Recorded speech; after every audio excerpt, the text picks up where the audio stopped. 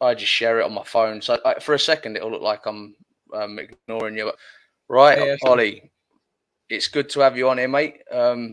So let's kind of get an insight into how you went about your podcasting plan and like how you kind of went about it. So where did it all start for you, mate? With ride choppers or die.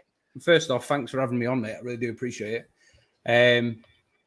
Where did it fucking start? I mean, for me, it started with lockdown. Because I've always been like, started tattooing like 13 years ago. And like, as soon as I jumped in, it was like all guns blazing. Do you know what I mean? It was like they're like 7 days a week. I just fucking smashed it. You know what I mean? That's the way my brain works. So when we were locked down, I enjoyed the time off, but just doing fuck all. It wasn't good for my brain, you know. It was nice spending time with the kids and with my wife and that was great, but I needed something to focus on. And I love podcasts, you know, so I've been watching podcasts for a few years and I just kind of started like, I'd been into choppers for like a couple of years, from watching 21 Days Under the Sky and stuff. Yeah. And and then like 6 Over and stuff like that. And I was obsessed with it, but I couldn't afford the bikes that I wanted. Do you know what I mean? I know that feeling. Yeah. So like I started off chopper wise, I started off with a 1200 Sportster, but I didn't want a 1200 Sportster. Do you know what I mean? I wanted a fucking panhead and a knucklehead and that. And so for the first couple of years, I just didn't get one. I thought, nah, I'll just fucking wait till I'm ready. And then, as a lot of people, I just kind of got impatient. I ended up buying this Sportster chopper. And that happened. It wasn't a Sportster chopper. It was just a fucking totally stock 1200 Sportster story. But I bought it to chop. And that happened in COVID. I blew like half of my fucking COVID money. Half your budget on it. Yeah. So I got that. And I just remember being really fucking bored and listening to podcasts. And my wife just like shouted through from the kitchen. She was like, "Do you know what? You'd be fucking amazing at that." Like, mate, you're killing it. You certainly are killing it. I've I've listened to one this morning, and you know what you're doing, mate. That's for sure. Oh, mate, the funny thing is, I actually do not at all. I just fucking wing it. But she goes, "You'd be fucking great at that because you don't fucking shut up."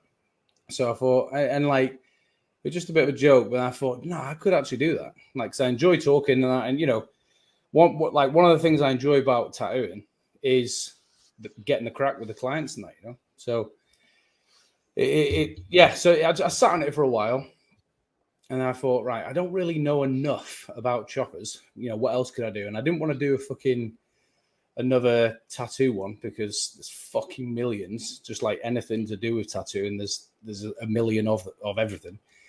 And then I thought, well, maybe that could be the fucking angle, like I'll just get people on that I want to learn from, like just get the absolute fucking masters and like, people who are amazing at their craft, not just like, people who've got a lot of followers.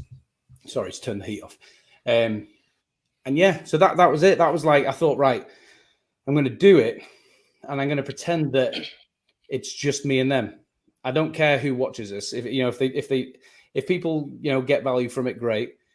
But if they don't, at least I get to talk to fucking Max Schaff and like, yeah, you know what I mean? And like, figure, So how does it feel, Ollie, for you, like knowing that someone recommended you to like, we've never met before. Like, how does it feel when you get people that are recommending your show? Like, oh, listen to him, must reach out. Like we were speaking earlier, I said, I was recommended, reach out to Ollie. He's killing it. He's interviewing guys all over the world, massively infused in the culture. How does that feel to you? That it's a bit mad, to be honest, because like I've only been like smashing it like properly for like 6 months, and like I've had fucking Max Schaff and Jesse James and like massive fucking names, legends. Yeah, and so it's a bit mad for me. Like when I go to shows now, how do I say it? I don't want to sound like an arrogant cunt. Like this isn't me saying this. I'm repeating what's said. Like one of my mates at Boyd's, who we did this t-shirt with. That's I was like, sick. he caught me like looking about, and he goes, I'm talking about Daniel now. And he goes, Ollie, you're like the most famous person here right now. It's And crazy.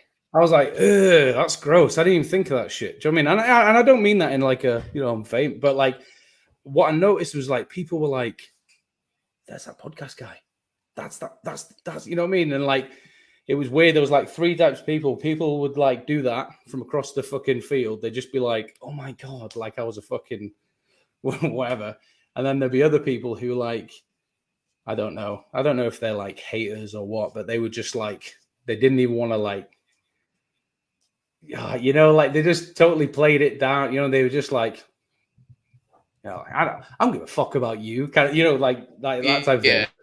And then there were just the normal people who'd come up and they were like, mate, I fucking love your podcast. This is amazing. Great. You're doing fucking fantastic. So obviously I preferred the third one. But it's sure, weird. man. Like the answer to your question, it's fucking weird. Like it's weird. Like, and I get like people in fucking Australia and that, you know what I mean? Like wearing the t-shirts and It's sick, it's isn't it? crazy.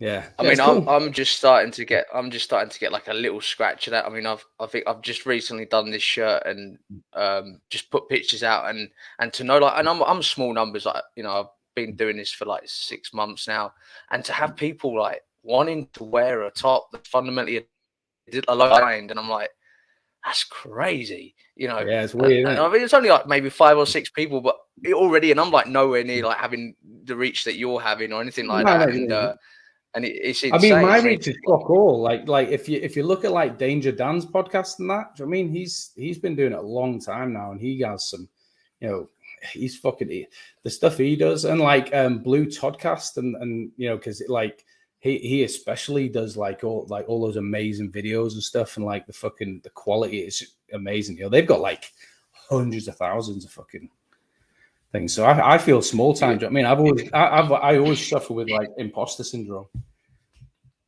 Yeah, I mean, what I liked about yours is it kind of had like I don't know, we'd say kind of like almost like a bit like a skater feel. And when I say skater feel, because like skaters always seem to keep everything so raw, if that makes any sense. It was just no messing about. No, I mean, and even when you've cleared, even when you like edited it for the actual Spotify, because obviously you got slightly different on your YouTube a little bit. It still has that raw element to it, but at the same time a professional feel, which for me, as someone that's at the beginning learning, and because it's hard, I believe it's hard to also kind of create your own identity, in this game or in any game that's saturated on social media, Yeah, man. Yeah, no, I agree. It's it's funny because like I started off like really raw, and I did like I think the first like 5 are in color, and then there's like another like 10 after that are like black and white, or 15 or whatever. And that was like my thing. I was like, I wanted it to be raw, and I want it to be, and like people were saying how much they love that, and there's no like, hey guys, this week, you know what I mean? Yeah, stupid shit. Yeah. And it was just what it was. But then I started working with this girl, like this, it's like I don't know what, a videographer and all that stuff, and she took it to like a next level, with like the quality and like just the way she would film everything, edit it together. It looked insane, and we were like planning all these documentaries. We were gonna fly over, everywhere and film all the shit. And so she like took it to this next level, but then the views started dropping off, and I was like, weird, isn't it? Fuck. Yeah, I was like, this doesn't make sense. So like videos that would get 2,000 views were getting like 400, and I was really like, and people say don't care about the fucking numbers, but if you're human, you fucking do. Yeah. And if you're honest, let's be honest, if you're honest about it. I'm an absolute fucking narcissistic egomaniac. Do you know what I mean? Like that's why I do this and jump on a fucking screen and, so yeah, I care about that shit. And, not really for my ego, if I'm honest, but just, I like, if I'm doing something, I like to know it's going well. Do you know what I mean? Like I've always been good with like constructive criticism. Do you know what I mean? With my tattoos. Yeah. If you think I should change something, fucking tell me, because I want to be better, Anyway, So yeah, I keep an eye on the numbers, and yeah, they dropped from like 2,000 views a fucking video to like 400, and I was like, what the fuck? And I put a poll out on Instagram, and I was like, this was actually just when she quit. Like, she just randomly out of blue quit, left me in the lurch, fucking gutted. And I put a poll out just saying, look, do you prefer this new fucking standard, or would you prefer, what did I say, like raw dogging it or something? Yeah, and yeah, it was like 95% raw dogging it. Do you know what I mean? Everyone was like, nah, take it back. And people were saying that it almost started to get like corporate sponsorship feely. Do you know what I mean? They were just waiting for that, like, fucking, major fucking corporate brand sponsorship there, and, and all the fucking stupid shit. So I've gone back. That's my point. Sorry, rabbiting. Yeah, no, it's awesome, mate. Awesome, and obviously, as somebody that's wanting to like take inspiration from, like, I mean, and that was something I picked up on straight away. The fact that, like, when you've, even the way you edited it, like where you've got like the camera flips around on you, and it isn't even like that's what I mean by that skater. Like, some of the lads are going back to the old fisheye lens cameras to get that like late 80s, early 90s, and it just really reminded me of that, and fundamentally it reminded me of whether some of the old boys are going to hate on it or not, because some of the old boys aren't appreciating the fact that us younger lads are still wanting to take on the knuckleheads, the panheads, the shovels, and take them to that, back to that 70s style. Some of the boys frown upon that, but they're forgetting the fact that we're still wanting to keep that culture alive. I mean, I'm not in a position to own a Harley, but fundamentally I still love the style, and you could really kind of see that raw drive about it. Do you know what I mean? Yeah, totally. Yeah, well, I mean, it was Terry Shanks that I had on, and we didn't really talk much about bikes, if I'm honest. We just went on this massive rant about everything that's wrong in the world right now. And he was saying that, like, people now, they're fucking starving for something real. And he was like, and that's why people appreciate you and your podcast so much, because there is no, like, I don't know, what is it? The production, you know what I mean? It's not like it's just, it's what I try and put out stuff that I would watch, as soon as people start doing the cringy shit, I'm 10 seconds in, I'm turning it off. Do you know what I mean? Like, I don't care about your fucking knucklehead that your fucking mum bought, and you're pretending to be a fucking badass biker when your fucking Red Wings are like far too clean, Yeah, mate, 100% for sure. And I see that. As well. It's like you got people that are going out and like turning the nose up at 17-year-old, like they're taking the piss out of kids that are like 17-year-olds that are riding Chinese bikes, and it's like, well, hang on a minute, they're riding, totally. They're out every day and they're doing it. Yeah. They're just doing it. Like, that's the point. And when did it become this fucking weird like fashion parade? Do you know what I mean? I know it's always been about, you build your bike as like a reflection of yourself, of course, but it's never been like that. People are buying fucking Carhartt vests and like fucking sanding them down and rolling around in the dirt so they look like, you know what I mean? Like, fuck off, get on your bike and fucking ride the fucking thing, and that will get dirty. Ride in the fucking rain. There's a good tip for anyone that wants to fuck up their cut. Ride in the fucking rain, you dick. I'm gonna be honest, mate. I don't like the rain. I'm sorry. I'm going to be honest. I mean, I've done it, and I'll do it if I have to. But I put so much effort into building my bike, and it's horrible to get the rain out of it. I know. I sound like a dick, and I am sorry, but you're probably not rolling around in your cut to make it look like you're. No, 100% not, exactly. Man. I mean, it's just weird. It's and sorry, my point about that rant, like, it becomes a fashion parade, and then people start looking down their noses at people, and it's like, if he can only afford a fucking intruder or whatever, who gives a fucking shit, mate? You know what I mean? Like, that doesn't. I don't know. Yeah, no, that's it. Because I mean, Harley stuff is, and this is something, obviously, listening to your podcast this morning, actually, when you were talking to that. Sorry, I can't remember his name, but that guy in America, and he was on about when he went from being a commercial shop to going home and like up in Nevada, and then obviously opening it, and then kind of end up going back to commercial. Yeah, sorry, I'm so sorry. I forgot his name. And a beard, yeah. Yeah, well, I was only listening to the podcast because I was actually doing some editing at the time. But and like you were talking about that, even like the prices of knuckleheads, like the engines, like I mean, what are they like 6-7 grand now for a Minter for a ready to go motor? Like is that knucklehead? You're looking at like 30 grand. Do you know what I mean? Wow. I just paid my 49 panhead that I'm building. I hate saying building because I'm not a builder, that I'm putting together now. I paid 13 grand for that, and it was in a fucking shovel head frame. Wasn't even. Do you know what I mean? It wasn't even like original or anything like that. It's fucking dear, man. And I got how clean it was. That was actually a steal. Really? Yeah. Wow.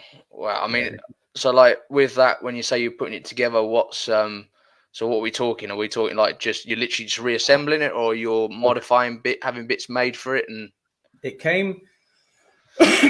So the 49 motor in a swing arm shovel frame, and it came and it was like a lowrider. It looked like a fucking you know the Terminator's Fat Boy. Yeah. It looked like that, but a 49 panhead.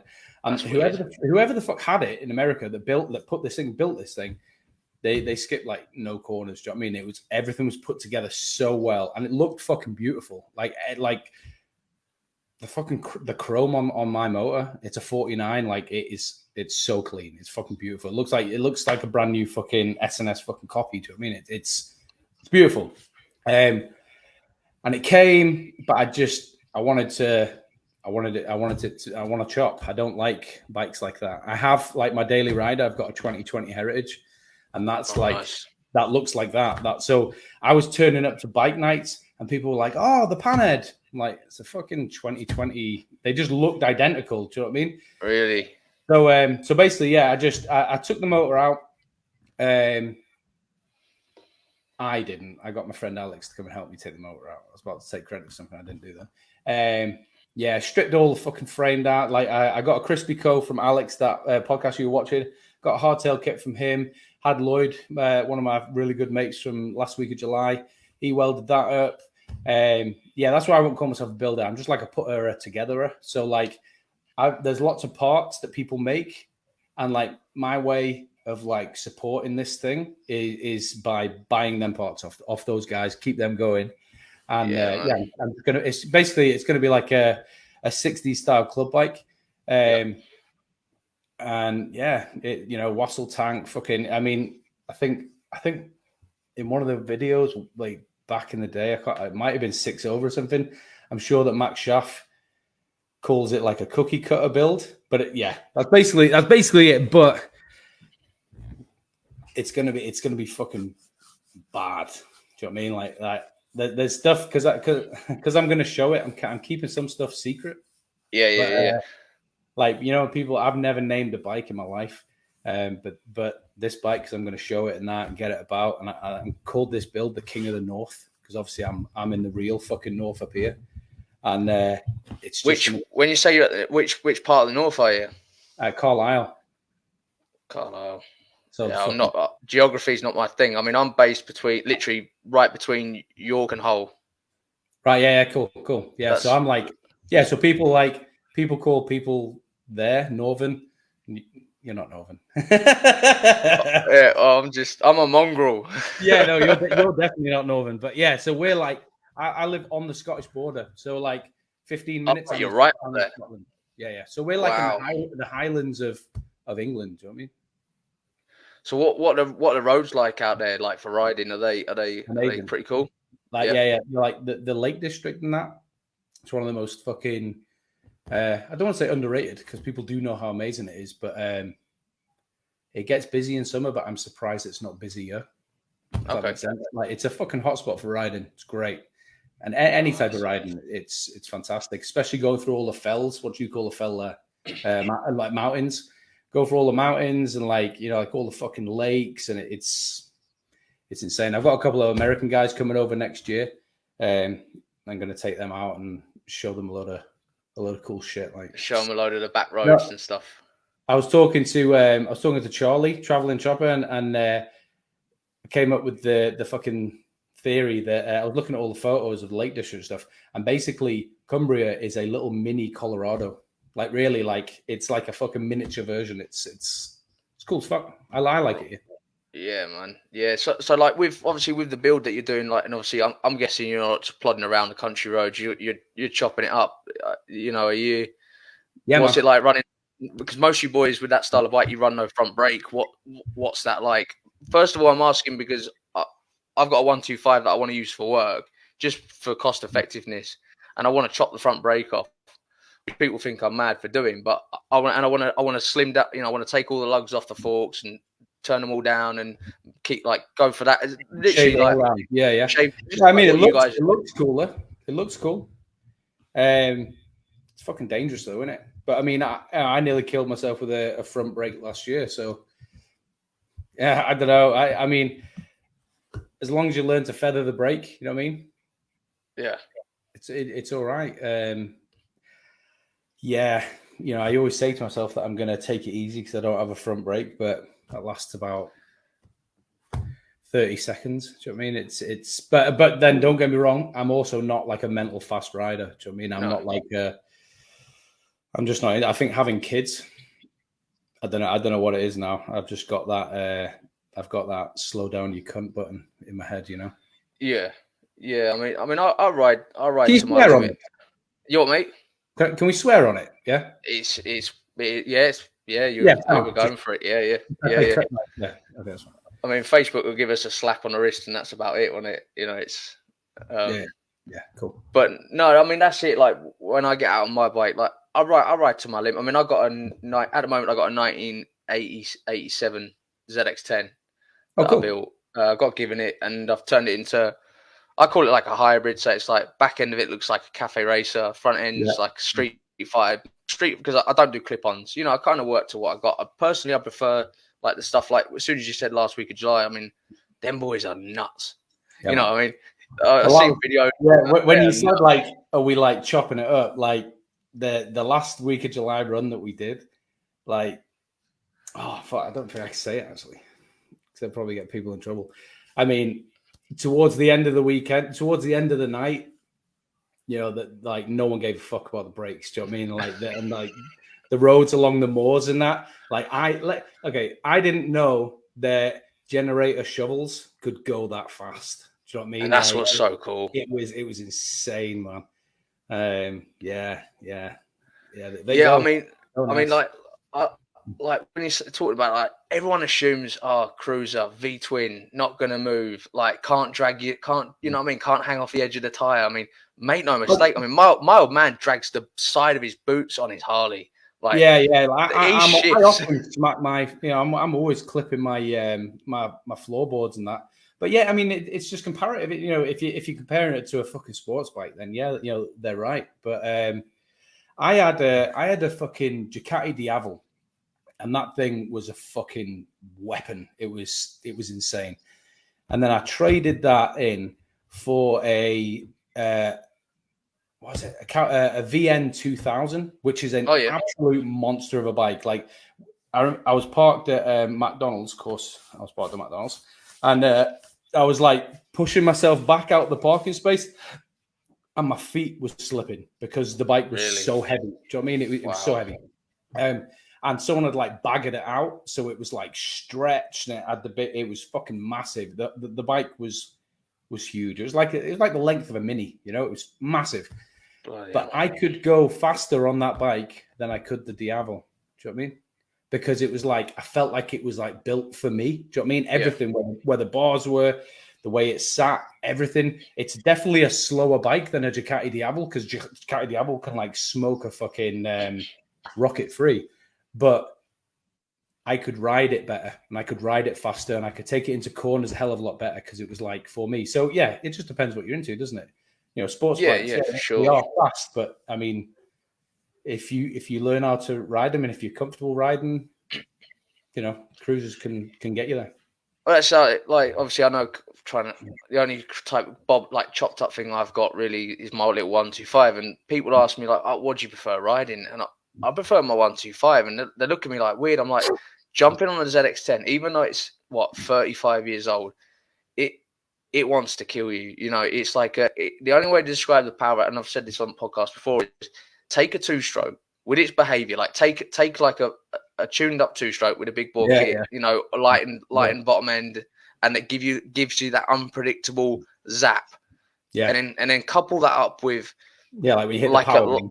Oh mate, and then couple it up with a shitload of torque. I mean, I'm talking like I know in modern day 600 will keep up with me, but it's the way it delivers the power. There's no electronics, it's carburetors, there's no ABS, it's speed wobbles at 70 mile an hour, you know.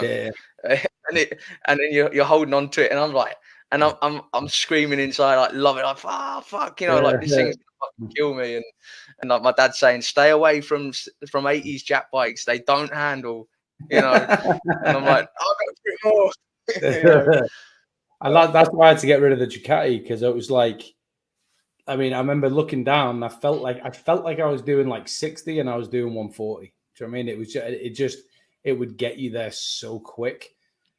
And like, you know, I look down doing 140, look up, and there's a corner there, you know, and it was just like I knew that bike would kill me if I. And then it's funny, then the fucking VN 2000 nearly killed me. So it's correct. So what happened? Just like somewhat unpredictable. I was following this woman. I was following this woman, and she was like driving kind of like sporadically, and she like jumped onto the other side of the road. She wasn't overtaking anything, you know, and I was like, what the fuck's she doing? I thought, right, fuck it. Whilst she's there, which is I made the wrong decision. You know what I mean? I was fucking idiot. But I thought, while she's there, I'm just going to blast past her so she doesn't end up fucking killing me. Anyway, as I wasn't speeding, but the bike had a lot of torque. So as I gave it, she just fucking like blocked the entire road. Do you know what I mean? It was, she was just, I don't know what the fuck she was doing. And then I just went straight into the side of it. Well, I hit the front brake, which you're not fucking supposed to do, but I panicked, hit the front brake, and this massive fucking half-ton fucking VN 2000 just fell from underneath me like a bicycle. And it just shot me straight into the side of her car, you know, big fucking indent in her car. The witness statement, you know, for like the insurance and that, I've got it so I can show anyone that if no one believes me. But she said, I saw you hit the side of the car and you lay still for a while, and I thought you died until you stood up and screamed, "My fucking bike!" Yeah, man, that's the first thing in it. You just fuck everything else. I was raging, mate, and like this lad who had it before, who built it, I'm never going to get one again. Do you know what I mean? It was 100% custom, and he put so much time and money into it. Yeah, I was gutted. Good. So did you have that one built, or you bought it like done? No, he built it. He'd built it, and then he just got bored of it. And I had that Diavel, and he wanted a Diavel, and the stars aligned, you know. And I'd never been into baggers, and I'd never really been into red bikes either. But this thing was a big red bagger, and it just looked cool as fuck. I don't know what it was. It wasn't like over the top like the American, you know, like it wasn't over the top. It was like a restrained bagger, and it just looked. Yeah. But no, that's and it was cat they've grown. Was it? Sorry, yeah, it was cat seed. I think it's cat seed. Someone will probably correct me, but so I couldn't keep it. I couldn't even fix it. They came, you know, the frame fucking split, and that was it. Wow. I mean, I've had a go on. One of my mates had a VN. Well, he's had two actually. He had the VN 800, and he put a set of Z bars on it, like proper tiny little Z bars, and up until about 15, 20 mile an hour, it was horrible to ride. It literally, it kind of felt like you were learning how to ride, man. It was like that. And then once you got going, and it just, and then after that, it was actually probably more responsive into a corner, you know, because you had less flex on the bars. And then he had the VN 1600, but I didn't like that one. That was with the upside down forks. It started looking a bit too performancy, and I weren't digging it. You know, it was. I really like them VNs. Like they're a fucking, you know, for a Jap bike. I'm not really into Jap bikes, but the VNs, they're fucking, you know, especially like that. I think it's the Mean Streak. They're fucking beasts, man. They're monsters. They're really good bikes. I mean, Harleys are just out of my price range, right? I mean, to be fair, I'd like a Sportster, not just because they're they're obviously, you know, anyway, they're not affordable. And to be honest, I think you can get an Evo cheaper than you can get a Sportster now. You know? I don't know, you know, you can get like an 883 or even 1200s. You can get them for like $3,500. That's what I mean. But when at one point they were like, what, two and a half, $2,000 for Yeah, a shed, you know, yeah. and you can probably. I've got a mate selling an 883 Sportster right now for $1,000. Wow, So that's cheap. yeah, That's yeah. cheap. I mean, even that's out of my price range at the moment. Otherwise, I'd be snapped because I'd like to do. I love it when they cut the timing cover down and they make it try to impersonate a bit like is it a shovel timing case? You know, where they trim the bottom out. Yeah. You know, and then they obviously do away with the side plate where your foot peg would have been for the right foot that covers the sprocket, you know, the belt sprocket or whatever. Yeah. You know what I mean? When they go for that look, and you can kind of dress them up a bit. But what I like about them is I like the fact that they're still small and nimble, and you kind of get the feeling that you can still chuck them about. You know? Yeah, that's my problem. I'm 20 stone. Do you know what I mean? I got a fucking. You can't be riding those Sportsters. No, like I have like my Sportster. My chop was, it was beautiful, but I don't know. I seen a picture of me on it, and I look like a fucking clown. You know what I mean? I don't know. I look like like when clowns wear fucking shoes that are too big for them. Do you know what I mean? It just looked fucking daft. Was it comfy though? No.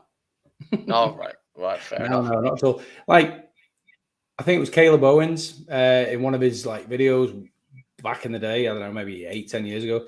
He said he was saying that like when you build a bike, a chopper, none of them are fucking comfy, but you find that sweet spot. Yeah. So yeah, there's a sweet spot, but it's not fucking comfy. Really, you need to be in shape, and you need to be thin to ride choppers comfortably. But yeah, I don't care, man. You look cool as fuck. Oh mate, I mean, again, I can only say about my little one because that's the one I built. But I got foot clutch, mate, suicide shift, massive lever with a skull, mate. I love it, right? And people are looking at it on a 125. On a 125, mate. I swear, honestly, it's actually. Hopefully soon, once I get my new workshop set up, it's getting reincarnated again. And not only, mate, it is ridiculous. Like, I'm talking about my lever off the spline, off the gearbox, is probably about 1 meter long. There's no pivot point in it. It is absolute. All I did is I cut a piece of steel, welded two, and to make it look cool, I literally cut a spanner in half. So they're both open ends face each other. And it's just literally just a stopper. Right. So, but what I had to do, Ollie, is it's not straight. It has to mimic like an S shape. And to people, it looks like, why has he just done an S shape? But deliberate. I had to sit on the bike, do a bend, right? Then do another bend. And I had to bend backwards. So there's a loop backwards. So it literally comes up and hugs the side of my leg. Otherwise, I couldn't get it up a gear. Then I had to do another bend forward, because otherwise I was ending up back here trying to shift. So the bends are actually deliberate. Some of the boys in the comments that they know what bike I'm on about, and mate, and I shit you not, man. I'll come up to a roundabout, bang it down into second, throw it in, and it's trying to skip. I've got a set of mid apes on it, and I'm just like chopping up, mate. But I'm doing like, it's costing me £6 a week in fuel, and I'm like, laugh at me now, Yeah, totally. But no mud guard, like, what I mean, bottoming out where I've got the suspension set as low, because obviously I can't. At the time, it wasn't hardtail, but like now it's getting reincarnated, and I've got access. I'm so lucky to have access to people that are able to machine me some. I'm going down that look where you've just got your solid bars to turn it hardtail. Struts. Yeah. So I'm going solid struts. I've got a front mud guard off another old 80s Jap bike. I'm turning into a rear mud guard. I got a sissy bar that's ridiculously long when my mate's machined it to a sharp point. Yeah. And I'm gonna, man. I'm just like trying to just being realistic. Like, and this is kind of what, and we'll touch on kind of what pushed you to really push a podcast. But for me, it was like the whole point of 666 Customs was, I just want to video my stuff, like show people that you can have a go at chopping stuff up with pretty much no money. And as long as you've got the desire and the passion to want to push forward and meet new people. And I've been so honored just to, like, I already heard about you before I even did a podcast, because obviously, like, say, one of my friends listens to your podcast, and he said one of the best ones he listened to was when you interviewed that guy that owns Black Bear Circles. Yeah, Josh. And you know, and he was the guy that said, look, you need to reach out to Ollie, and it's like crazy, you know, I'm getting to like sit down and speak to you and speak to people that are, and then obviously like you say, the fact that you've interviewed Jesse James, which is like, wow, yeah, man, what was that like? Yeah, it was crazy. It was like I don't really get starstruck. Do you know what I mean? I'm not really. I don't know. I just don't really get. I'm not that guy, but yeah, I was fucking nervous. Do you know what I mean? Because he's not just like a fucking great bike builder. He's famous. Do you know what I mean? He's fucking married. He's married to fucking like Sandra Bullock. Do you know what I mean? Like he's like Hollywood famous. So yeah, so you know, I remember when he got back to me, and he just said, I said to him about coming on the podcast, and he was just like, I don't want to lie. Let me get the exact thing, so I don't want to. How did it go about you reaching out to him? Like, was it just you had a list of people you would love to interview, and you just set about messaging them, or you knew someone that knew somebody? Well, I had a list from the beginning, and yeah, Jesse James obviously on that list. You know, along with like a lot of others, and I mean, there's like 50 names on that list. I've done most of them. Do you know what I mean? Like there's only a couple of like really famous guys. You can probably imagine who that is. He's like a Hollywood actor, and he's massive into his choppers. You know, he said, "Look, I can't come on your podcast because I've just turned down like Joe Rogan. So, like, I just don't do podcasts. Nothing personal, but I'm sorry. You know what I mean? So you know, I appreciate it. But yeah, so yeah, man, I don't know how the fuck this happened, and nobody listened to this and think that you can just go and start messaging Jesse James and fucking say that it's a good idea, because it's definitely not. No. Jay told me he takes no shit. But I just put I liked some of his stuff. He liked some of my stuff, and I just put, man, I'd love to get you on the pod if you're down. He just wrote back like a couple of hours later, let's do it. And then yeah, the rest is history. Then he just yeah, we just like a couple of messages back and forth, getting ready for the episode. Like I said, I was nervous. Do you know what I mean? I was pretty starstruck, if I'm honest. So I had like a massive fucking list of like, you know, if I turn into an absolute fucking idiot and can't speak, like, you know, points that I can jump to. And yeah, I had like 20 questions, like hid behind the camera in case I got lost and stuff. But it was really good. It was really organic. I didn't mention any of them off of the list, and we just spoke. And yeah, he's a cool guy, man. He's for someone as famous as he is, pretty down to earth guy. You know? I think it kind of shows a man if he's able to kind of step away from Hollywood fundamentally and just continue to grind at his craft. I think it says a lot about. He is a craftsman, isn't he? That's it. Like he is a craftsman, you know. Yeah, you know, it could, you know, his Instagram name could be fucking, you know, fucking chopper builder of the stars, but it's not. It's Pope of welding. Yeah, do you know what I mean? He's just a guy, man. He's just an insanely talented guy.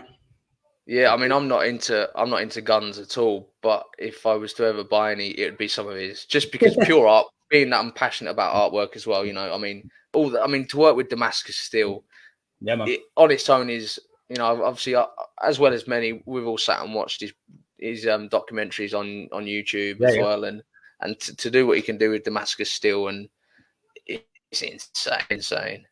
He's a fucking wizard, man. He's the Elon Musk of fucking chopper world. Do you know what I mean? He's just he's an engineer. He's just you should watch that episode though, because we talk about the guns and that. You know, he gifted a gun to Trump and everything. You know, he's fucking. Yeah, he definitely backs Trump a lot, doesn't he? He you know, he agrees on the being a proud American. You know, kind of standing for whatever he stands for, and yeah, you know, I'm not even going to attempt to know. I'm going to say this could be a really fun. This could get. All we got to do is get a few American boys on here. Which I don't know about you, but I got a few that already follow me as well. And yeah, I don't want to start upsetting anybody on. I don't know politics, so I'm not going to pretend to know them. Yeah, you know. But even if you do, I think today it's best just fucking leaving that shit alone, innit? Because you could have all the facts and you could be stone cold right, and someone will make you out to be fucking wrong or something you're not. So that's it. And I think obviously that's one of the incredible things about being able to jump on a bike. You know, I mean, I had it the other week. Woke up bad mood. I was working nights that week, and I just said to my missus, like, and it was cold. I mean, middle of November, I'm like, I've got to get out on a bike, and she's like, but it's cold, you know, freeze. It was being icy as well. I was like, I've got to get out, and I went out for about an hour. And I don't know about you, but I was just in a real bad. I had a bad day. I'd had a bad few days. I'd woke up in a bad mood, and I think I remember like 70 mile an hour. Screaming in my head as well, like fuck, you know, just like having a bad moment, and just got off the bike, walked indoors. Mrs. was like, "You all right?" I'm like, I needed that. Now. Weird, isn't it? Like, do you get that? Yeah, man. Yeah. I suffer with that. What is it? SAD or whatever. You know, when it's a real thing. Yeah, when winter comes, like I'm not that fun to be around. And and I obviously it's the darker months and seasons that do it, but it doesn't help that you can't get out on your bike as much. Do you know what I mean? Like, and you know, if it like, you know, I was making jokes before about raining and that, you know, if I look out the fucking window and it's raining, you know, unless I need to get somewhere, I'm not going to get my waterproofs on, just go for some ridiculously dangerous ride. Yeah. But, you know, it also wouldn't, if I know that rain's coming, it won't stop me going somewhere. You know what I mean? Yeah. But you can't ride it. You can't ride your bike as much. And like, for me, and I think a lot of other people, just that hyper concentration where you can't think about the things that are pissing you off because you might die. You know, you have to concentrate. You know, the fucking Karen's not going to cut the road off and take you off. You know, like some fucking idiot isn't going to pull out the fucking junction and kill you. If you're overtaking a car, you know, someone's not overtaking the other way. You know, like you have to be so vigilant that it's kind of like meditation, really. Oh, 100%, man. 100%. And obviously, you like, have to clear your head. You have to, or you might die. Yeah. And obviously, like, especially when you're riding, let's say, confidently. I mean, people mistake you. People, not you in general. People will mistake someone that rides at that will average the speed limit. Like, oh, you're a hooligan. You're this. You're that. No. At the end of the day, I'm wanting to get out of your way before you turn into me, and I know where I'm going. I'm not wheeling. I'm not doing. But you know what I mean? It's like, obviously when the old Bill popping wheelies are due tearing attention and all that. And it's like, well, technically, it ain't easy to pull a wheelie if that's what you feel you want to do. I can't do them. You know, but I'm right, don't I? It's like, it ain't easy. You know, it's but they, you know, at the end of the day, you want to ride. I mean, I ride like I know where I'm going. I stay away from cars. I'm not pulling out in front of things all the time because obviously, like say, you got retards and that. But there's something quite nice about making progress. You know, wanting to. Do you know what I mean? And it's no, I get it. Totally. And I think it's definitely, like I said, it's definitely like a therapy tool. Do you know what I mean? Yeah. Get out there. That's what meditation is, isn't it? It's completely clearing your head, you know, and just sitting with yourself. And, you know, like, it's kind of the same thing. You clear your head, concentrate on the road, make sure you don't die, and then just enjoy that feeling that you get, you know. Do it 70. Yeah, I mean, and that's the thing, like somebody like yourself that's been around this podcast game a while, that's obviously got to speak to a few people. It's interesting that, like, I hear very few people mention about SAD, and then obviously how this country alone encourages depression, anxiety, and it's like, well, hang on a minute, let's just take it back to the core problem. The fact is it's scientifically proven that lack of sun, lack of vitamin D alone, and like my missus has got diagnosed with vitamin D deficiency, and you look into vitamin D deficiency, the side effects: fatigue, joint ache, depression, anxiety, and they'd rather give you a chemical that messes with your head than just look at the fundamentals. And then and the fact that, like, we don't investigate this stuff, and then you look at, I'm not going to say the country because I could probably get it wrong, but I know that there's a country that spends half of its year in darkness, happens to have some of the most highest suicide rates. And then you've got, do Do you know what I mean? You've got that type of thing going on in England, and then you've got, obviously, without us going too far and upsetting other people, not that we're going to get them on this channel, but you've got this whole, it's not okay to be a man anymore, and then comfort in that it's okay not to be okay. Well, no, man. Yeah. A man suffering because now a man that feels like a man, that treats his wife and his kids correctly, goes to work, does all the right things, and is proud to be an alpha male, is now deemed unacceptable. Yeah. You know, so you couple all that up. Yeah, totally. You've got suicide. Yeah, totally. You know, I do like that there is a big pushback on that now, though. It's good. I mean, it's coming. It's definitely coming. I can see it. Yeah, definitely. And like, you know, I don't know if it's just the algorithm or whatever, but I'm shown people a lot cleverer than I am, making these people talk that, you know, go on about toxic masculinity and stuff, you know, making them look really fucking stupid. And you know, I enjoy it. Like, you know, don't get me wrong. Like, some masculine, you know, if you're fucking belting your wife, that's probably some. All comes down to the balance, though, doesn't it? It all comes. It all comes down to back in the day. It was back in the day. If we're being honest, that was a known thing. A man would go to the pub, get on it, come home. Thought it was his dirty given right to put his hand on his wife, and that is toxic.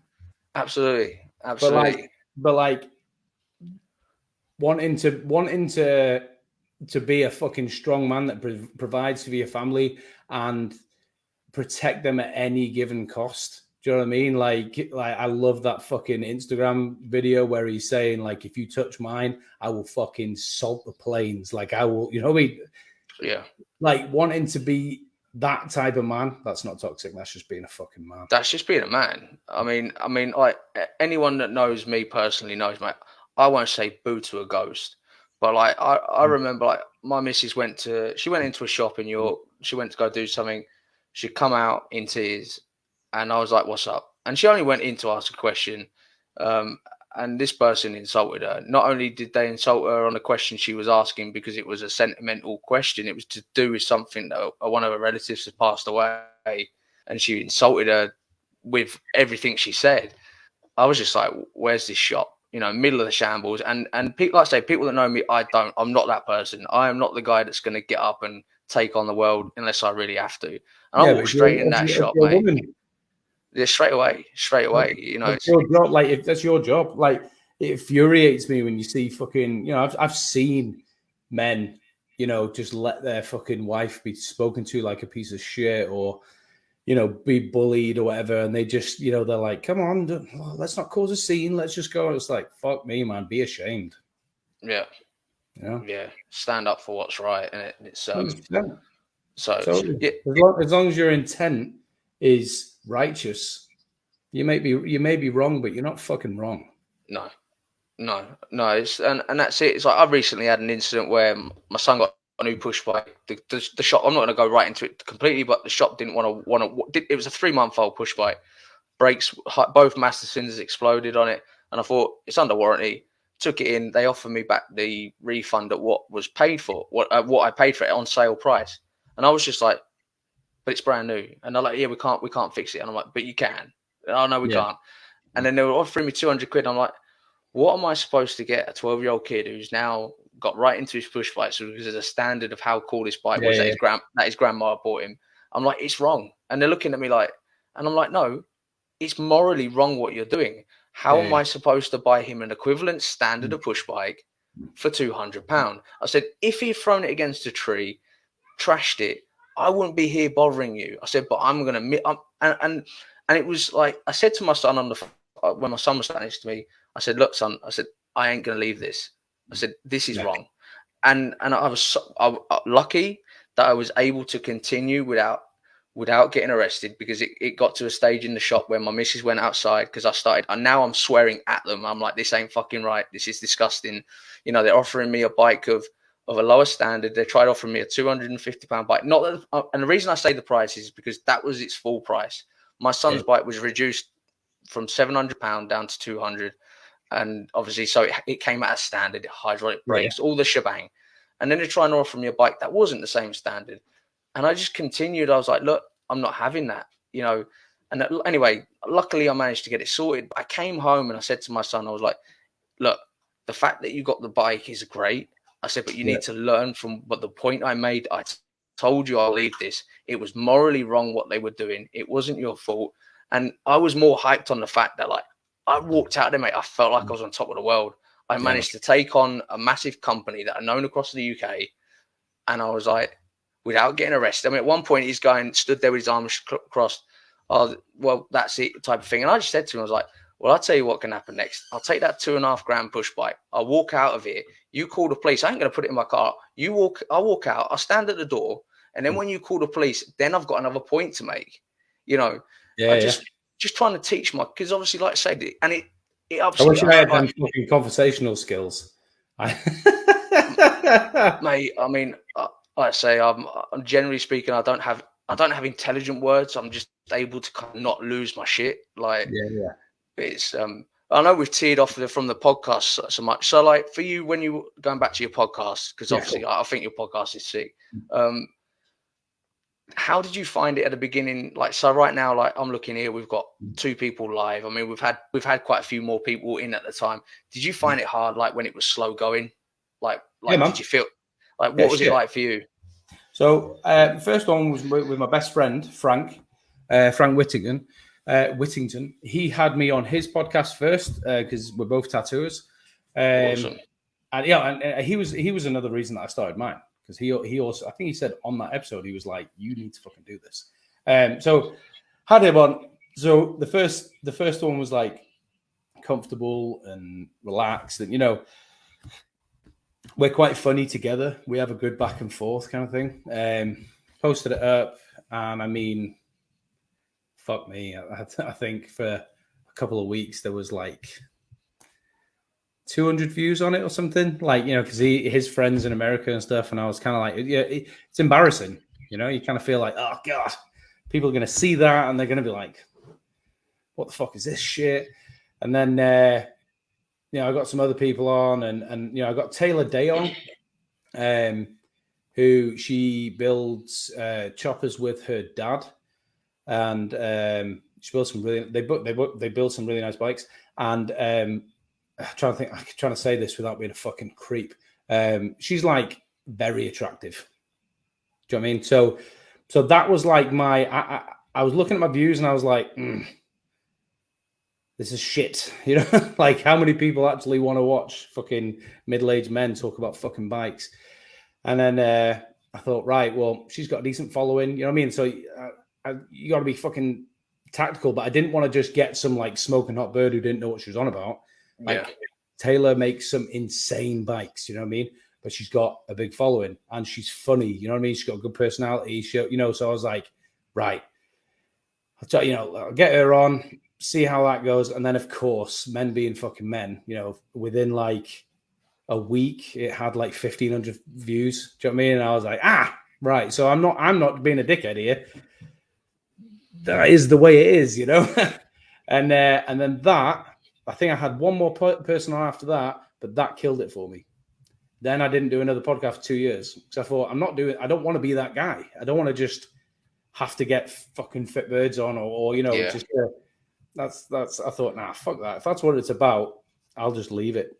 And I saw one of your posts on your page where you there was a picture of you up there and there was something underneath where you were talking about that. Like, I don't know if I'm going to come back. And again, that's kind of like what kind of I thought was so cool, that you just keeping it so raw, like even in your words, because obviously we could talk words, but I don't know about you, but talking words and then typing it, being able to type out words that hold emotion of whatever it is the point you want to make. Like, you could read it was raw. Like, I don't know if I'm coming back. Whatever, it is what it is. Blah. I've been thinking like a career change recently, and my wife was saying like you should write or you need to do stuff like that. You know, like creative, like use your fucking voice and your words. And I don't know how I just, it comes in my head and I fucking write it down or I say it, you know.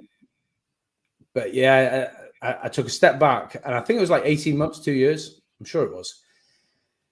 And then 6 months ago, I went to 6 months.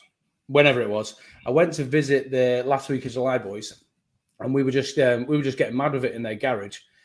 And Jason goes, "So when are you going to do this podcast again? When's the next episode?" And I was like, I don't know, man. I say it's stressful, and you know, wasn't really getting the views unless I had a fucking fit bird on there, and I was like, oh, you know, no, I don't know, I'm not into it. And Jason from last week's July, he goes, oh mate, Wednesdays was like my fuck. He was like, I felt, you know, when I was a kid, like wait, you know, when parents were waiting for like Emmerdale to come on or whatever, like, you know, he was like, I was the same with your podcast. I was like waiting for the next episode. It was like a highlight, you know, midweek. Something around that. He didn't quite suck my dick. Yeah. I know what you mean though. And sorry to interrupt there. Like, I've noticed that even at my small level, like I think unknowingly we connect with a certain class of people that just get what we're doing, totally, and without knowing, we bear a sense of responsibility. Like some of these are really in a dark place, whether it be physically, financially, emotionally, mentally, whatever, and to hook on to something that you're doing. I mean, and I explained this to a guy. So that there's a guy that has a sick as fuck Black Sheep Customs garage just up the road from me, and we got speaking about this, and like, because I mean, where else in the north of England? And this is what I know. He's got small block V8s, Chevy Impalas, Camaros, like everything. And I'm saying to him, like, mate, you got to create content. And he's like, but why? I'm like, who else in the north of in Yorkshire? Yeah. Who else in Yorkshire has just got a garage full of that? And like, and I said to him, I was like, because he gets like on the whole mental health thing. He's had some dark moments, whatever. And I'm like, mate, I said, people connect to that, and they hold on to like you presenting whatever it is you're going to do every week. You know, I mean, do you find that like that you've got people? That's sorry, mate. Sorry. So like, so Jason, you know, he goes, oh yeah, and I was like, oh shit, because I really respect, you know, like Jason and fucking Lloyd and like all them boys, but like Jason and Lloyd, like they're like two of the best chopper builders in the UK, like hands down. Like, I'll agree with that. Do you know what I mean? Like Jason's Sportster, like the one with the flames, the brown one on that. That's like one of the that's the nicest Sportster I've ever seen in my entire fucking life. Do you know what I mean? It's a Sportster, and he's made it. It's so anyway. So I respect him, you know, and he was like, nah, man, the fucking podcast was great and blah, blah, blah. And I was like, well, maybe I'll go back to it. So I opened up my fucking, the Instagram page. I went in the DMs and there's 190, I don't want to lie, but it was like 192 DMs. Wow. And I was like, fucking hell. So I thought someone would like spam me with something or whatever. And it was just like men just saying, mate, when's the next episode? Please say this is coming back. And then there was like ones were saying, I've listened to all 6 episodes now like 20 times. Your podcast gets me through the day at work. I fucking hate my life, but your podcast like keeps me motivated to get in the garage and do my bike and do this and do that. And at this point, I hadn't even had anyone mental on. Do you know what I mean? It was just like, just shooting the shit, you know? And it was the guys that were like, and, you know, need to bring it back. It was like, I don't want to say I was fucking saving anyone's life because I wasn't, but like, I can show some of the DMs. Like, they're fucking heavy. Do you know what I mean? I believe it. Like, people have DMs saying, you've changed my life. I've just bought my first shovel head. I was in the dark place. My wife had left me, blah, blah. Now I'm building the shovel head and all that stuff, all down to your podcast. Please keep doing what you're doing for the culture. And like, that's pretty fucking heavy. That's like a heavy weight to. Yeah. You know I get an inkling of that even at my level. So if I get it at my level and I'm like low numbers, like small, I mean, like you've done what, nearly 40 episodes. I'm like on my 19th now. So if I get it at my level, then mate, I wouldn't even like to think what you get. It's mental. It is crazy. And it was like I said about the show thing before. It's like, I never did. I'm not doing this to be famous. Do you know what I mean? You know, no. I've got no like fucking ideas of grandeur or, you know what I mean? I'm just doing it because, I mean, when I wanted to quit doing it because it's stressful and because like right now I've stopped doing it every week. Now I just do it as and when. So when I want to speak to someone, I'll do it. I'll speak to them. I'll edit it. I'll put it out. So I realized, like, you know, Joe Rogan, biggest podcast in the fucking world. There's no structure whatsoever. It just drops. There's an episode, drops. That's it, you know. So I thought, fuck, if he's doing that, and just taking that like element of like stress away, because it was like I work full time. I've got I've got some pretty big commitments in my life, you know, and I've got my wife, got my kids and all that shit. And then having that commitment like every week, it was okay when I had my producer, but then once she quit, I was like, there's just no way that I can, no way, you know, I can be stretched that thin, you know? Yeah. Yeah. I mean, already, and again, Oh, I'm not sorry, I went saying it, off but then. like, Sorry. So sorry, I yeah, went off sorry. then. The reason I was saying that was, but so when I've like felt like, fuck, I might have to just jack this in, every fucking time, man, a DM will come through. I fucking love, you know, I love what you're doing. I'm from Australia. I've just found your fucking blah, blah, blah. And I'm like, nah, now I can't quit. It's crazy, isn't it? Yeah. It's and then like you say, you know, obviously when you've got people that are like well known in the UK alone in the chopper scene that are going, mate, you've got to get back out there. And it's Yeah, like, man. it's different, like somebody like me that doesn't know you, that's not known across, you know, known massively in the scene. Like you say, it's not who says it, it's well, it's not what someone says, it's like who it is and like the value Yeah, they if you hold respect behind their them, words. totally. If you respect them, then yeah, it means a lot more, doesn't it? Do you know what I mean? Respect 10 times more powerful than love. So when you respect somebody, man, woman, whatever the fuck, you know, their opinion matters. And you know, I respect them for their builds, and I respect them for what Jason's done with that channel. It's crazy. Killing it. I'm sure Absolutely they got 100,000 subs now. That's an achievement. You know what I mean? And that's kind of like where I can see like the similarity, like no matter how big they've come, because I've followed them across 4 years, Yeah. and like you just see them still stay the same people. I think it takes a special kind of group of people or individual to, no matter how big something gets, no matter how much potential there is in money, to kind of stay the same. I mean, like even for me, like I thought at the beginning, like okay, see how I mean, for the podcast was just to reach out to people, and then there was an idea of, is there a possibility to get it sponsored? And then I thought, you know what? If I do that, I'm instantly going to become biased towards something, and that is Yeah. not at all what this is about. You know, this is, to me, this is my inspiration for the whole thing of was building my bikes, but showing that it wasn't just Hollywood people and the people with big budgets that could build bikes, and then that kind of triggered an inspiration for, right, well, I know 100% that there are incredible talented craftsmen, leather workers, metal workers that have no budget for their following, you know, to invest in Yeah, totally. advertising. And I thought, well, why the idea of one person getting a customer from potentially listening to me was so selfishly satisfying that I thought, that's my drive. You know, Yeah, man. that was it for me. I mean, helping people is it's addictive. Do you know what I mean? It's I know a lot of like full blown recovering addicts. You know, absolute nasty fucking people. You know, for America, and you know, they've done some lengthy fucking stretches in some insane prisons and stuff. You know, they're out now. They're fucking they're sober and stuff, and they'll say, my new addiction is helping cunts, you know, like, you know, in whichever way, help them get work, help them be a phone call when they need it, you know. Yeah. And I mean, I totally get what you mean. You know, I really enjoy people message all the time. Like they'll say like, who would you get to do your Springer, or who would you get to paint your tank, or who would you know what I mean? And I love that. I love just firing them across. I mean, I've tried to do the sponsorship thing as well. Like I get some free shit, and then I'll give people a shout out. But yeah, it's hard. It becomes commercial, but very fast, doesn't it? You know, it doesn't matter how much I love a podcast I'm listening to. As soon as they cut to an advert, for some reason, I'm just like, ugh.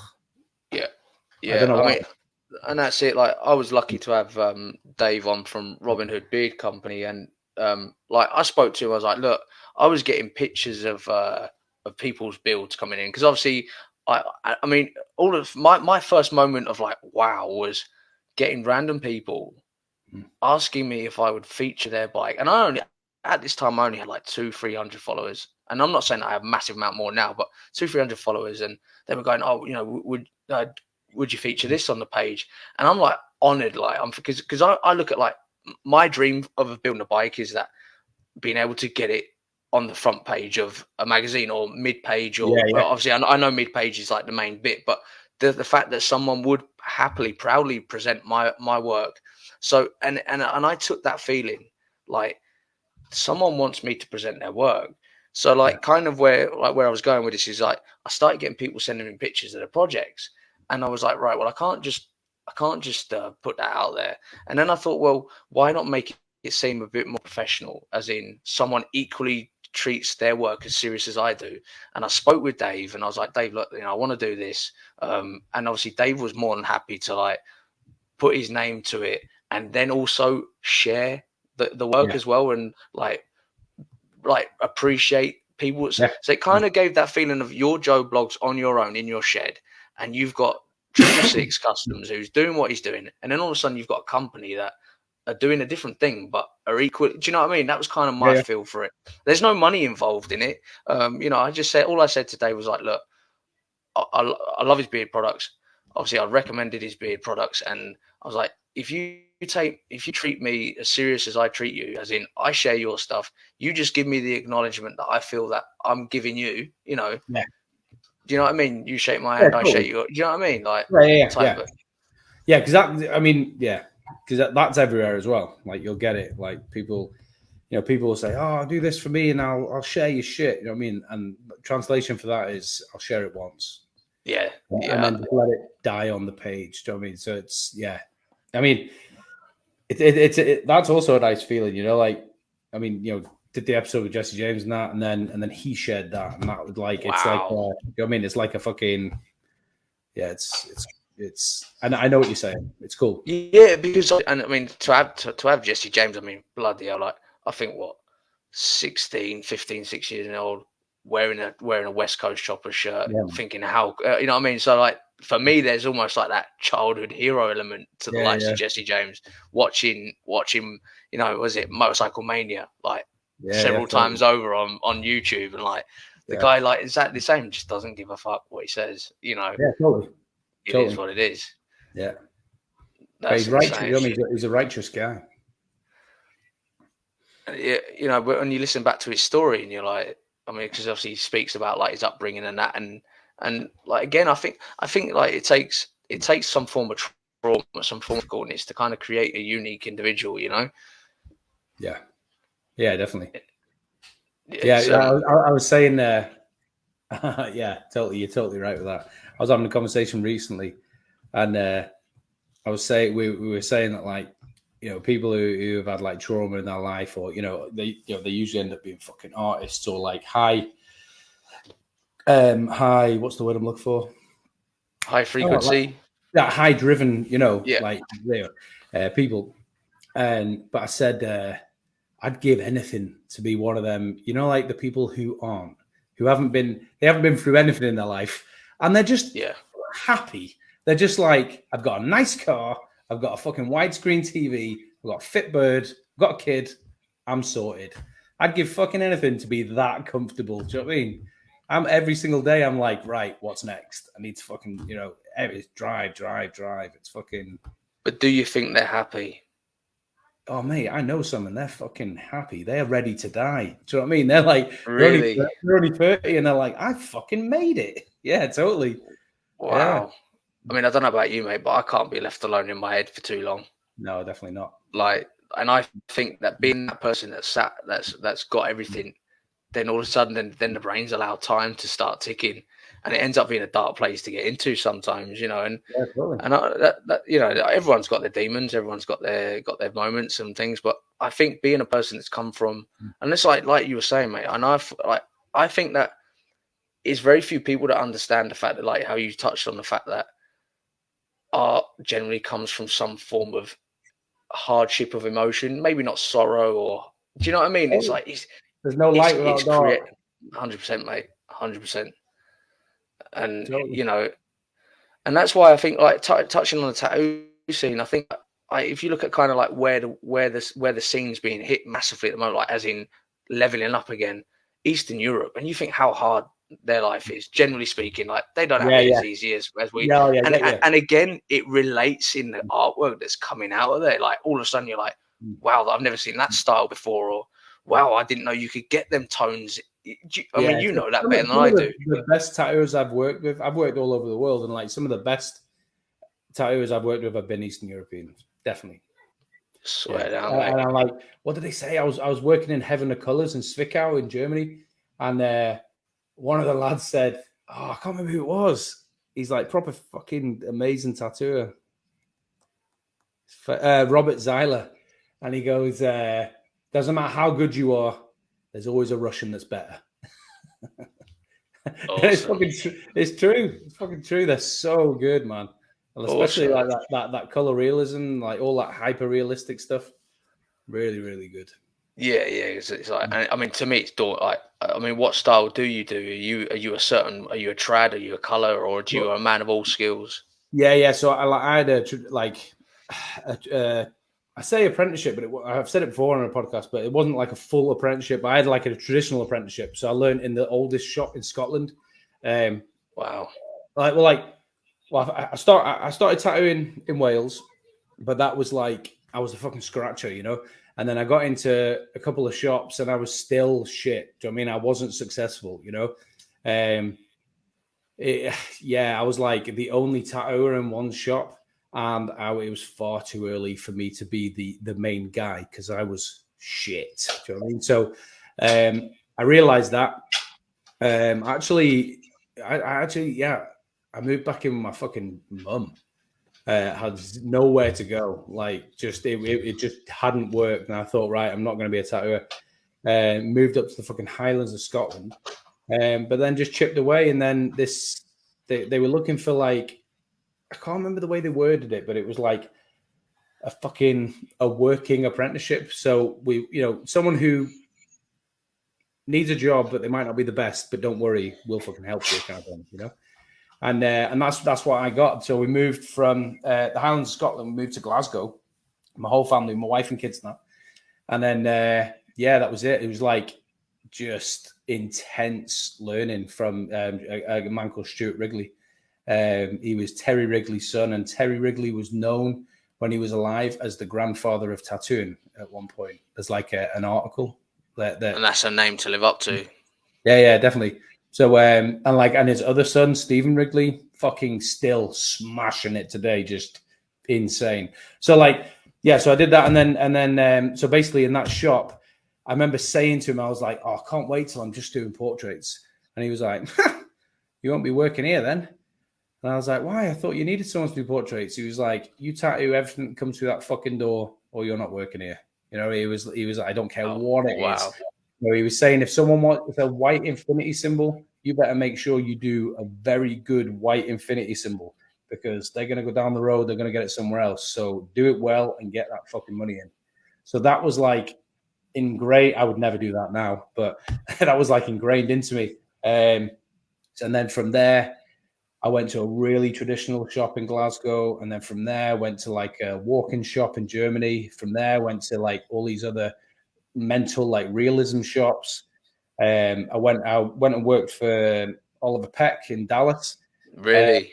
I know his work. Yeah, insane. Traditional guy ever. And then I settled in Cumbria, and here they fucking love black and grey, love it. And so I do a lot of black and grey, but I've got a foundation in every style, you know. So yeah, I think that's why I stay busy, because I don't just do one thing. I could, I did today. Carried on with a Japanese Japanese sleeve in the morning, and then I was doing a tribal dragon in the evening. Wow. So it's and then I've got a portrait tomorrow. Are you a rotary or a coil man? So I was. You strike me as a coil man. Yeah, so I was coils for a fucking long time. I'd say 10 years. And then it was so funny. Like I went, I was coil, and then I was in this shop in Germany, and I went rotary because the Germans loved rotaries. And then I went to this really hyper realistic shop, and then they got me back on coils, which was mad, because I thought that, rotaries were the way forward and whatever. But then when I came back to, I don't know, I kind of fell out of love with tattooing, because like, you know, I try my best with every tattoo that I do. You know, I make up my clients, they come first, you know, so I never half-arse a tattoo. But just see, I don't like what tattooing is now. Like it's a total industry now. And I joined it just when it was still a craft. And I mean, like, I joined late. I've only been tattooing 13, 14 years. So I joined late. And just when it was still a craft, I joined. And I mean, like 2 years later, it was what it is now, you know? And so I fell out of love with like how like commercial and, you know, fucking champagne for your customers, consultations and all this stupid shit. Yeah, boutique style studios. I'm not 100%. I'm not that guy. So what attracted you to tattooing? Like back, like, you know, all the way back to, as in your first tattoo. What was, like, for me, rebel outlaw, rebel rockabilly, like menace to society, motorcycle cult club culture, like vibe. That's what attracted me to it. You know, that or not putting the fear in people. Oh, look at that rebel, but that was the culture that attracted me to it. That's what I liked. That's exactly what it attracted me, is because my first like 10 tattoos were all in biker shops, you know, and it was fucking scary to go in there. Do you know what I mean? Like, it doesn't matter how fucking hard you were. Like, those shops were scary. Do you know what I mean? Like, they would be like, I remember getting my bird's name on my chest, and he's like tattooing my chest, smoking in my face. Yeah, like, man. Do you know what I mean? Like, just I loved that. You know what I mean? And like I've said it on another podcast, but I was like flat homeless. I had nowhere to live.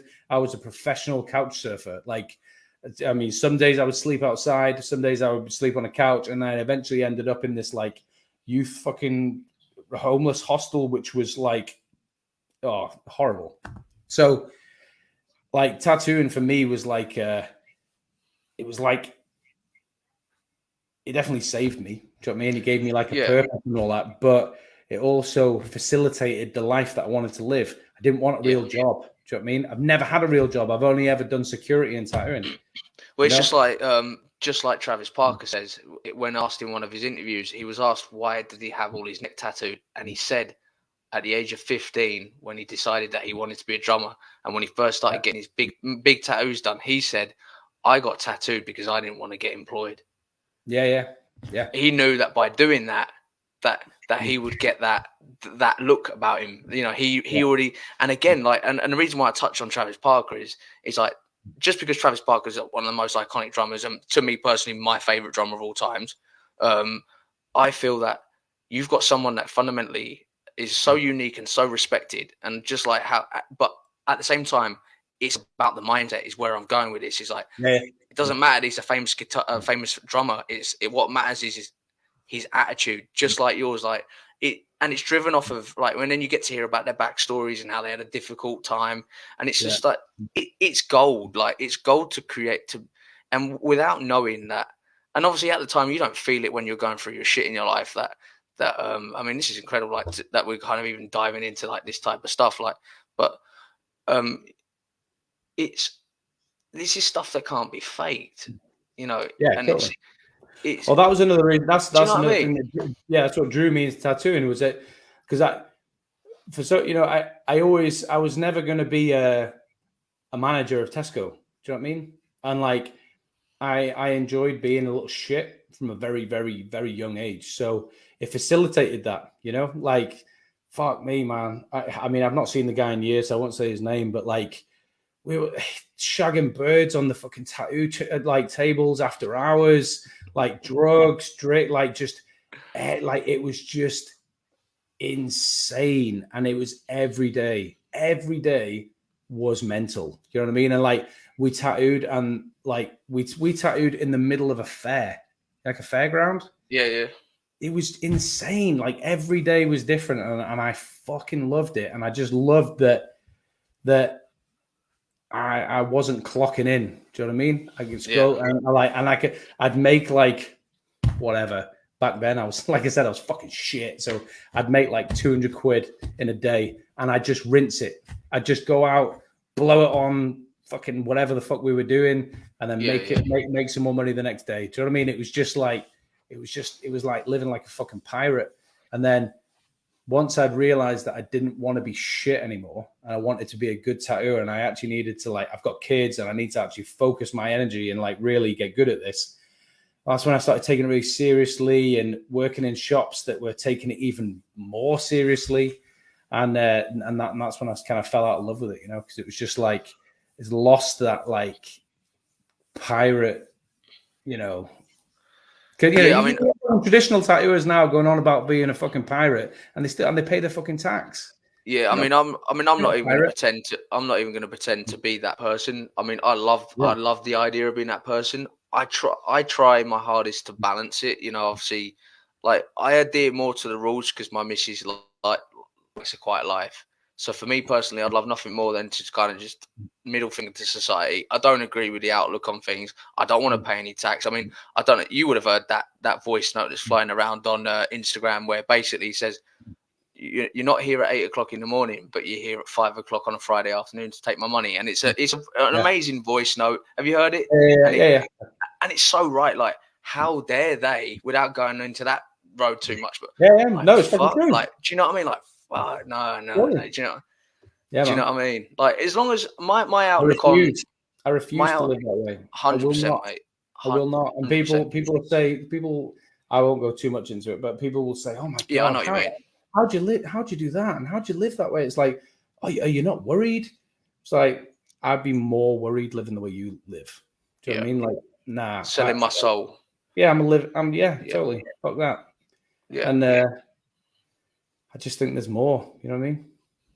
Like you know that Oliver Anthony, the guy who's blown up with that you'll know it, that country song where he's talking about it's like an American anthem now.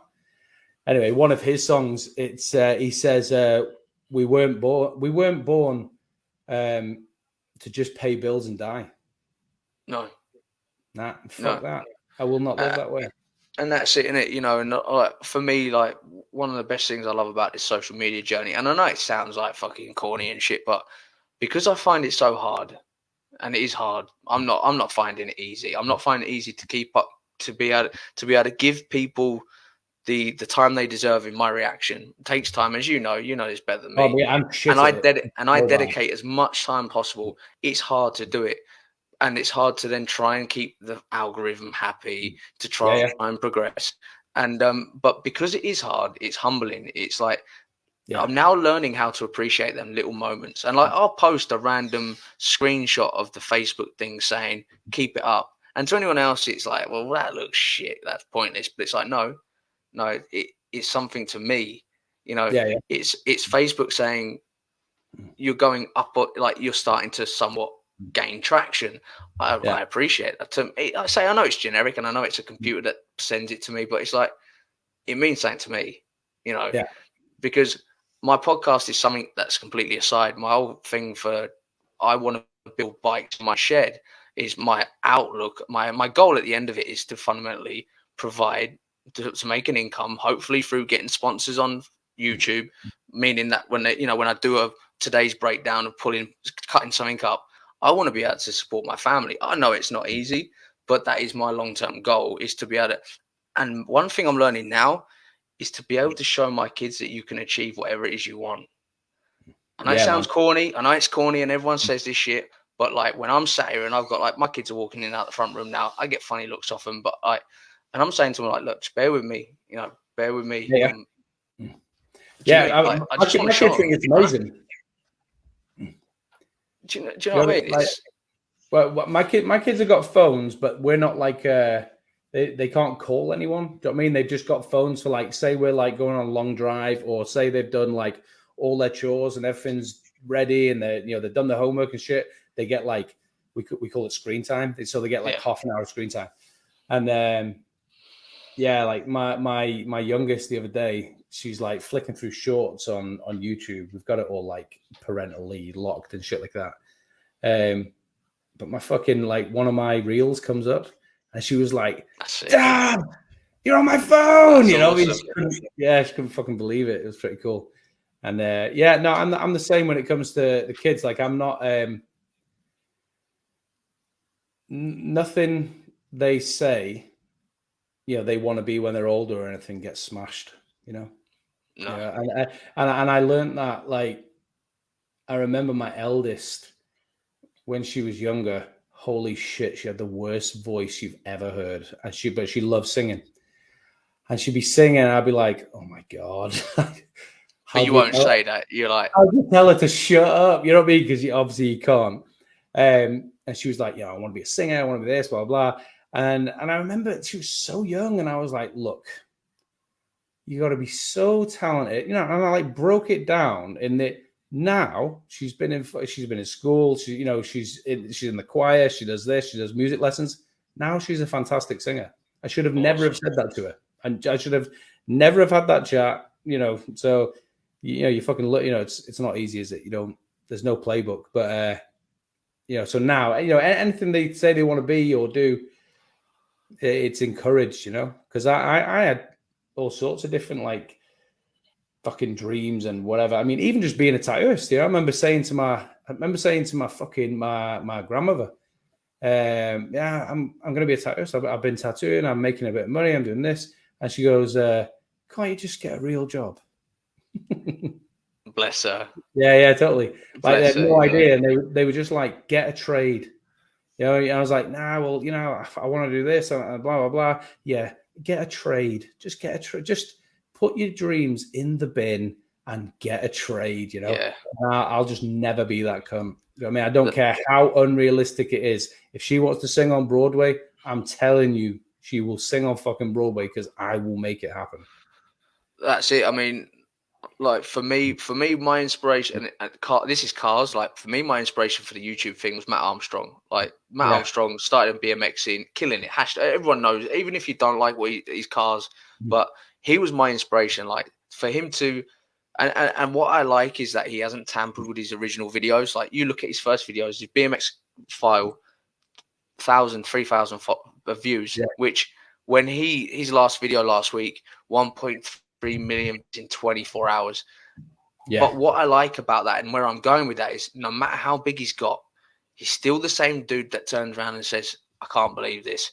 He's still the same dude that haggles on prices. And I think that and you'll be able to relate to this with being a tattooist. Like when you're told every day how good you are, it is probably harder to not be that arrogant fucker than to remain the humble person. Mate, yeah, definitely. I got it in Germany where like I ended up working in like the best tattoo shop in Germany.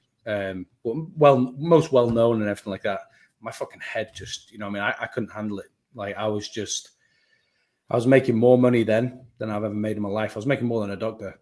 And wow, I was just the ego. I look back now, it's fucking embarrassing. It's cringe, let it go to my head. Came back to the UK and quickly realized that ego was going to get me nowhere once I'd, blew all my money I saved. So it's hard, man, but it's humbling. And I think staying real. I've got it tattooed on my face, stay true. Like it's that's real, man, because no one gives a fuck about your ego and no one gives a fuck about your opinion. No, that is so true, man. And the thing is that's what the wet wipes of today need. They just need that look. I mean, everyone's getting upset that my opinion isn't listened to. Well, hang on a minute, you don't know if you're identifying as a toaster. How am I even supposed to respect your opinion? And you don't pay my bills, so yeah, you're right. I don't care about you. No, like until you are physically paying my bills, I don't give a fuck what you say. That's it. You know what I mean? So I don't care what you identify as. I don't.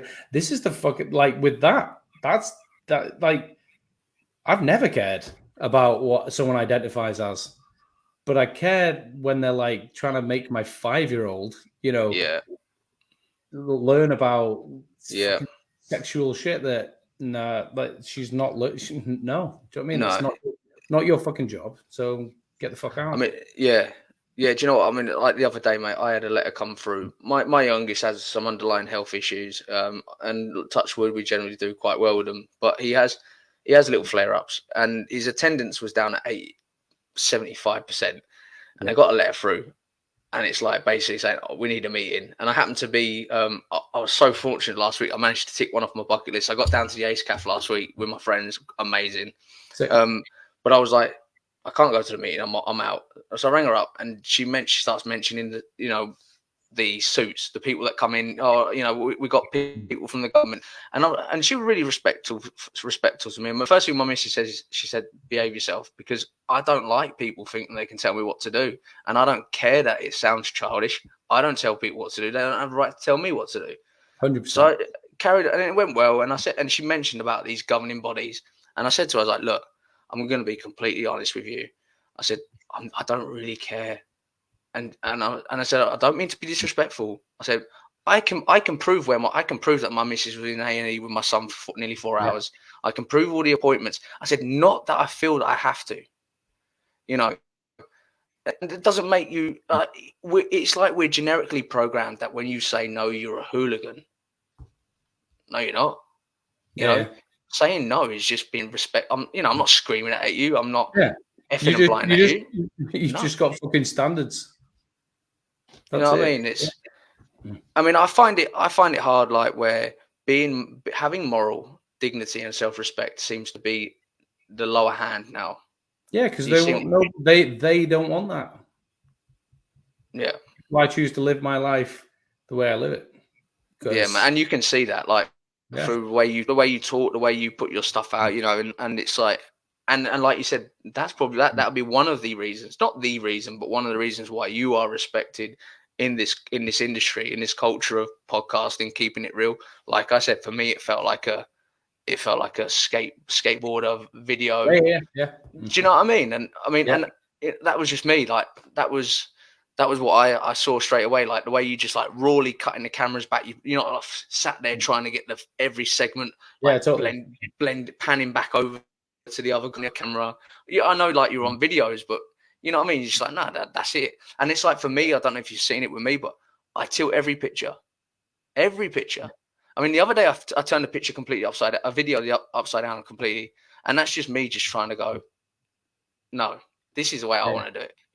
Whether it's working or not, it's obviously not really working at the moment, but then you've got like hard work beats talent, like determination, like, totally. Am I good at videography? No. Am I at the moment giving out content? I just upload pictures of people's bikes and I'll go scrolling, finding pictures of bikes that I like, and I'm just giving people, like, I know there's other people doing it, and it's like, I put up posts saying, look, you want me to feature your bike, send it in. There ain't no, send me £1, you get the little, like the little things I've got. No, there's none of that. It's just, if you want me to post it and you want me to put up a little right that you want me to put up, incredible. Hence why I did the followers build, because I started getting people saying, look, I'm building this. And I was like, sweet, if that's something I can work with, and people like that. Do you know what I mean? As long as you stay humble and you stay fucking and you just stay real, stay righteous, don't sell yourself short, don't sell out. And that doesn't mean like don't get sponsorships or anything like that. But even when you do, have a fucking standard, adhere to your own personal standards and don't waver off them unless you're wrong. You've also got to be self-aware to know, when you're fucking right and wrong. It'll grow. It will, like fucking hell, some of the most successful people in the world, they fucking failed 1,000 times before they hit that big fucking thing. Yeah. It's just for sure, man. With it. And fuck what anyone says. If you enjoy doing it, it's all that matters. Well, that's it, isn't it? That's it. And like, so what's obviously, I know, like you say, you're just doing yours as a when. Is there any plans with your podcast for the future? As in, have you got some big things coming up, or are you just still as and when it feels good? I've got some good people coming on. I'm gonna reach out to James from the hookup soon, because we were supposed to do one a few weeks ago, and I had to postpone it. So that'll be a good one, because the hookup's like one of the best shows, or maybe the best show in the UK, chopper wise. Yeah, so, I came across that recently, actually. and he's just been to Japan and that with Reese and everyone, and it looked fucking amazing. So that's going to be a great one. I've got Chop City Customs. He's a young lad who sells like saddlebags and stuff. Lots of different chopper stuff. But he also he went out and lived in like Indonesia and Asia and that for a while, just to be around the culture. And like that's what I'm real. Okay, so I love America. I love American culture. I love American people. Some of my best friends are American. I love the scene out there. I love what they're doing. I love the builds. But Asia, when it comes to actual like choppers and what they're doing with the scene and just everything, that just seems to be on the next fucking level. Leveled up. Yeah. So that's what I'm like mostly interested in. I'm putting on a chopper show next year. Ride Choppers a Die Fest. Awesome. That's up here. That'd be cool. I want to get over to Asia and do a lot of filming, do a lot of podcasts. Obviously, a lot of them don't speak English. So, working our way around that. Guest-wise, I've got, loads of like really good American guys coming on. I've got fucking California, which I actually need to hit up because I went quiet on him. And he built that chopper with the one handlebar. Did you see it with the fucking big rat? I haven't seen that, no. It's got like a big rattlesnake. Well, I don't know if it's a rattlesnake. It's got to be, a big rattlesnake like painted on the tank. It's just got one handlebar. And someone ripped him off recently. And I mean, maybe he ripped someone off. I don't know. He was the first one I'd seen that had one fucking handlebar. But yeah, so he's coming on. He's a fucking cool guy. He found a dead turtle the other day and he turned it into a headlight. Wow. That's hilarious. You know what That's I mean? awesome. So he's going to be good. And then, I've got some, famous people coming on. But I'll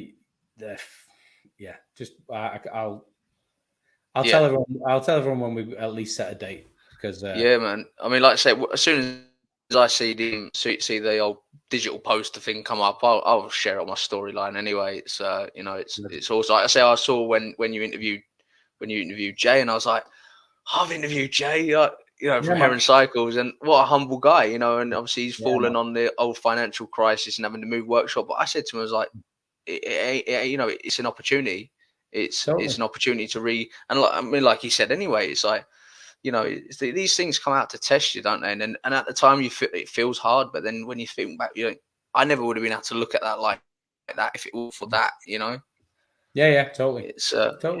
It's awesome, mate. It's we've been on nearly an hour and 40, man. It just flies by, doesn't it? It's I appreciate it. I remember when I had Ryan on, and I said we were doing the podcast live at the Hookup on the stage just before the bands came on. Awesome. And so we're doing these live podcasts, and I said to Ryan, 3G Nook, and he's a fucking he can talk anyway. He can fucking speak. So I said to him, look, we've already got an hour. We can only do an hour, And he was like, shit, what are we going to talk about for an hour? And I was like, trust me, it'll be fine.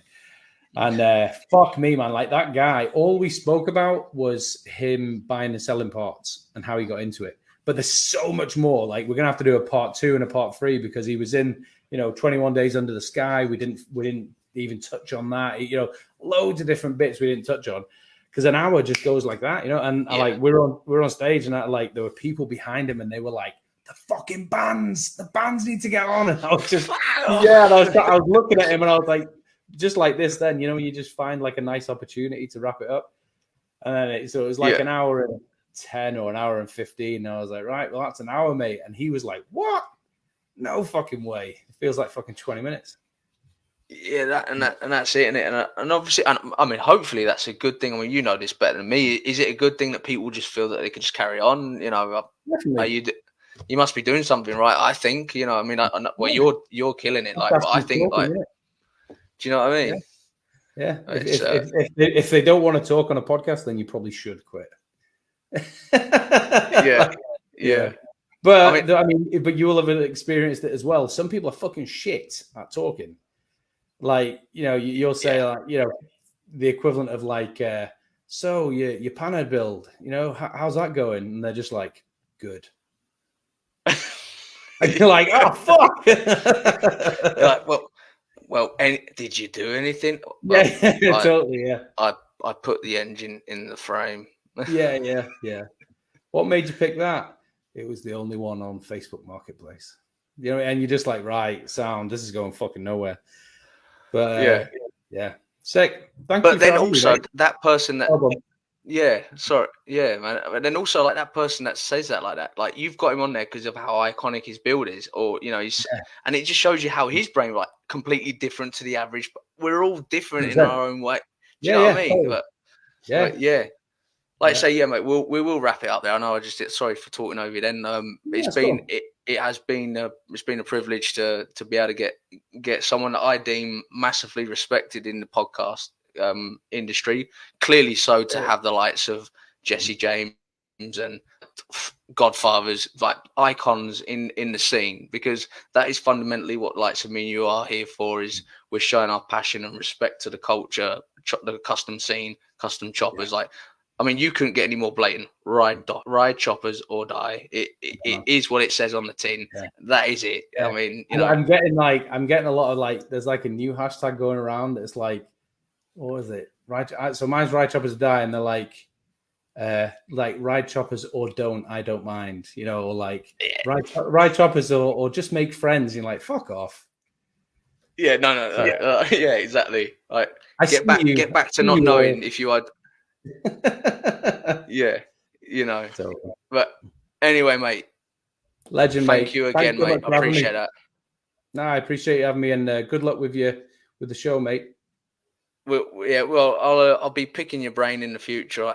What's the best way to do this? What's the best way to do that? Just shout me. I've made all the mistakes. Well, I'll click the end button, mate, and nice one.